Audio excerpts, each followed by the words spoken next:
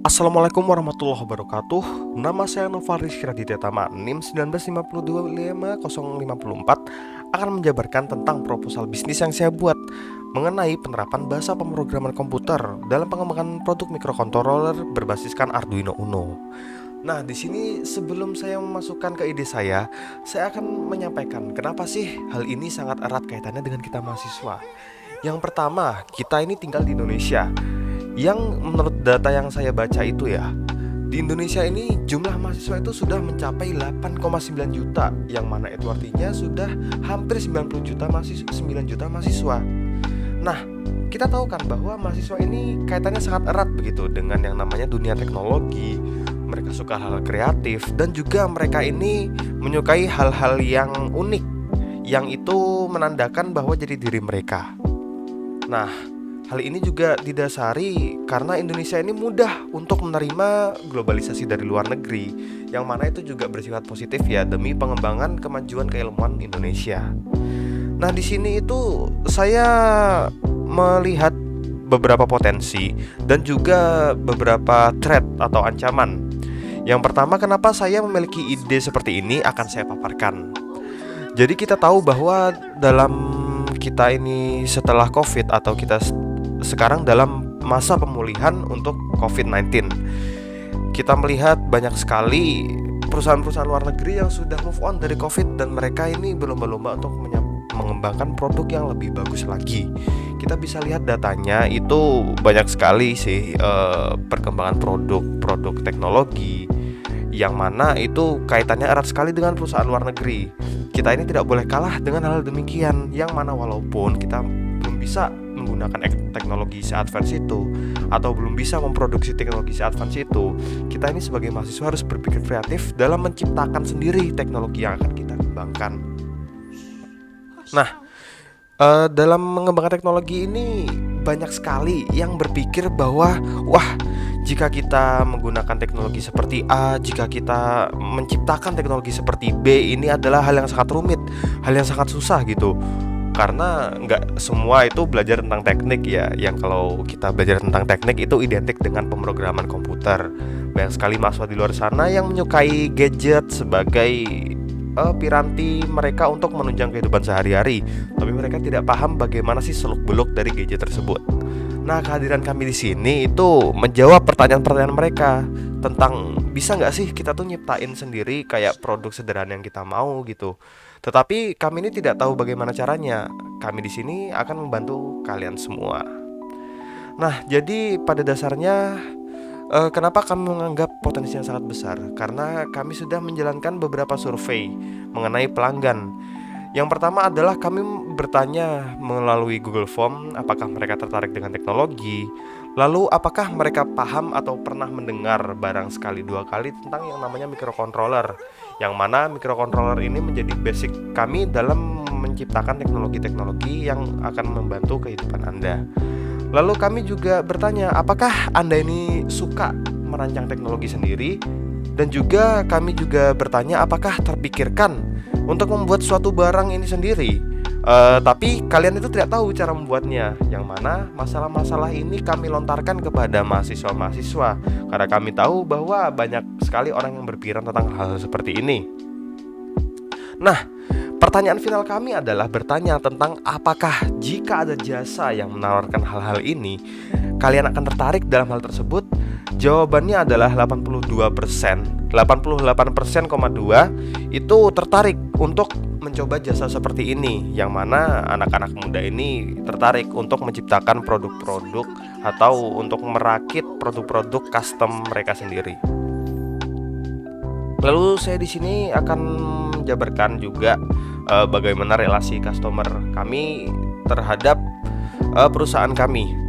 Yang mana di sini kami tidak hanya bergerak dalam bidang penjualan produk-produk berbasis microcontroller, namun kami di sini juga mengajarkan bagaimana cara coding, atau mereka misal memiliki ide-ide, kami akan membuatkan codingnya, dan juga kami juga melayani tanya jawab, sehingga tidak ada hal-hal yang itu bersifat tertutup.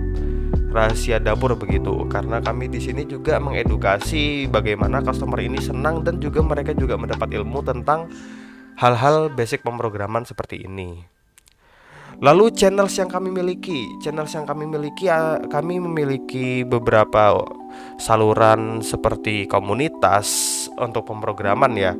Karena kalau kita tahu bahwa pemrograman itu tidak hanya bersifat individual, tetapi kami ini sharing. Berbeda dengan kreativitas lain seperti seni. Itu kalau kita berbicara tentang sharing itu pasti halnya tabu karena bersifat mencontek. Tetapi dalam hal pemrograman kami ini sudah biasa untuk sharing kode satu dengan yang lainnya. Lalu apa sih value yang kami miliki? Seperti yang sudah saya paparkan sebelumnya, bahwa nilai unik yang kita miliki ini, kami sangat terbuka untuk mengajari calon-calon konsumen kami bagaimana tentang microcontroller, pemrograman, dan juga produk-produk kami. Lalu dalam bisnis ini apa saja sih yang kita lakukan? Nah, aktivitas yang kita lakukan yang pertama meliputi penjualan produk yang mana sudah kami rancang sebelumnya. Penjualan produk yang sudah kami rancang sebelumnya itu seperti produk-produk yang sudah kami jabarkan dalam pertanyaan-pertanyaan kami seperti ini. Itu produk-produk yang kami jual tanpa custom. Lalu ke aktivitas yang lain kami juga menjual produk custom, yang mana misal konsumen ini menginginkan produk yang tidak ada yang kita jual. Nah, kita akan bertanya kepada konsumen tersebut, apa sih produk yang diinginkan? Kayak kita tanya dengan rinci, lalu kami akan menjalani riset tentang produk tersebut. Lalu kami akan membuatkannya kepada customer. Lalu resource. Nah, dalam bisnis kita tentunya perlu resource atau aset. Aset yang kami miliki ini yang utama adalah seorang programmer, dimana jika gadget itu tidak memiliki coding yang pas, maka itu pasti gadgetnya tidak akan berfungsi. Sebagus apapun kualitasnya, serapih apapun gadgetnya, jika kita tidak punya coding yang pas dengan programmer yang mumpuni, pasti hasilnya juga tidak akan bisa membantu pekerjaan kita sehari-hari. Nah, di sini programmer yang kami maksud adalah programmer yang bekerja secara part-time. Karena di sini mereka bertugas untuk menjalankan coding, memperbaiki coding, dan juga tidak harus stay di kantor. Mereka juga dapat melakukan hal-hal work from home. Seperti yang kita tahu ya, bahwa hal-hal work from home sekarang itu sudah menjadi lumrah di semenjak COVID-19 ini.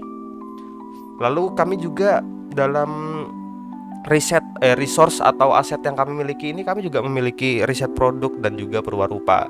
Jadi produk-produk yang kami buat itu tak lepas dari produk yang telah ada, yang mana produk yang telah ada ini kami telaah.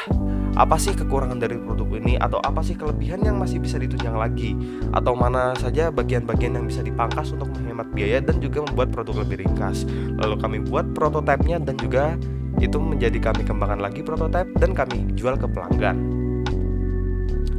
Sehabis itu kami juga memiliki key partners atau mitra pendukung. Nah, mitra pendukung ini yang pertama adalah supplier.